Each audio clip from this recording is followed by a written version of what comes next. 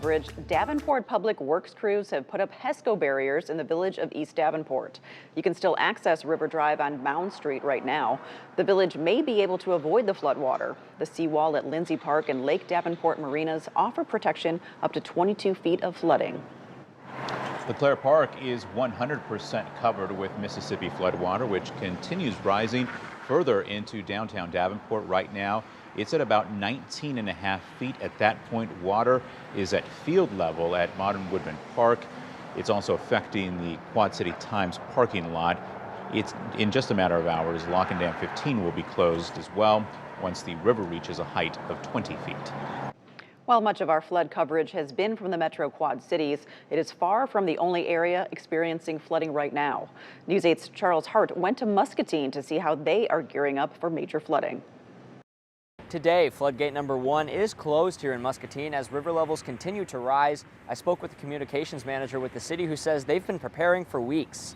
The Public Works Department has put together a great game plan. A game plan battling the quickly rising Mississippi water levels. We'll be putting up the floodgates the rest of this week and some more flood prevention areas that they haven't been done before. Public Works crews also started putting up HESCO barriers Tuesday, stretching up and down Mississippi Drive.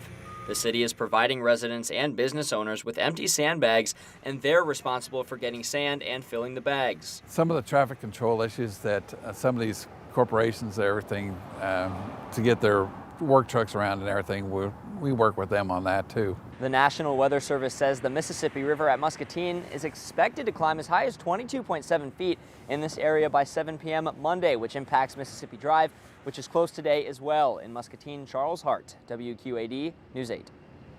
As of late this afternoon, the Mississippi River at Muscatine is 20.11 feet, reaching major flood stage, which is 20 feet in that area.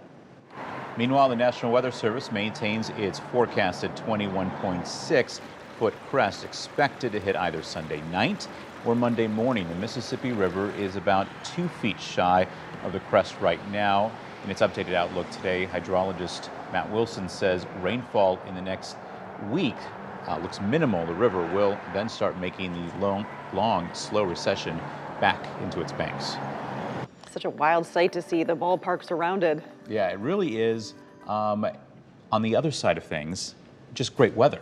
Oh, yeah. And we're enjoying it. Beautiful, warm, sunny, a trifecta of good things. Let's check in with meteorologist Efridge Davis for a first look at our forecast. Yeah. Unfortunately, though, the ballpark is underwater. This is just a great day to experience a ball game here in the Quad Cities, and we're going to continue to see this warm, beautiful weather as we finish out the second half of our work week. Current temperatures, we're in the 50s and 60s, 55 in Stockton, 60 here in the immediate Quad Cities, 60 in Galesburg, 59 in Muscatine. We're not done with the winter-like weather just yet. We have another frost advisory that has been issued that's going to go into effect from midnight and lasting until 8 a.m. Thursday. This is affecting Borough County, Whiteside County, Carroll County, Joe Daviess County, all of our eastern hometowns. As we take a look at our next 8 on 8, we're currently at 60 degrees, going to get down to 43 by midnight, keeping with those clear skies. And you want to stay tuned because coming up, I'll let you know what to expect for your weekend.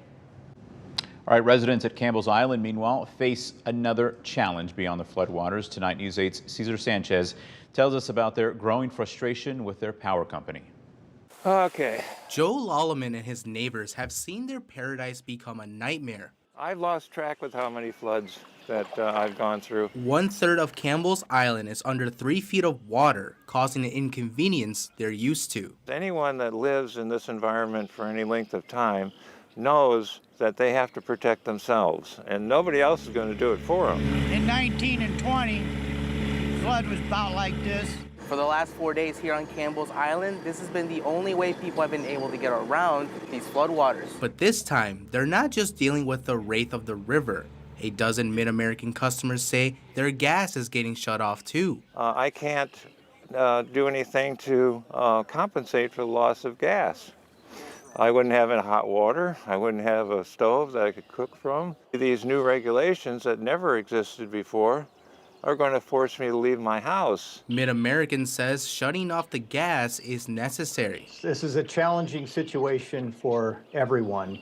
We have a valve that's at ground level, and when that valve becomes submerged, particularly during a prolonged flooding event, that poses a safety concern. But the company's reasoning isn't satisfying customers losing a critical utility. They're only thinking about themselves with their risks. We have lived on this island since 1986, survived all the floods, and never had a single problem. The last thing we want to do is shut off a customer, and we know it's an inconvenience, and we're sorry for the inconvenience. In East Moline, Cesar Sanchez, WQAD News 8. Mid-American says since this afternoon it has shut off the gas to 90 customers. This includes 30 in Campbell's Island. The company says there is no timeline on when gas will be restored.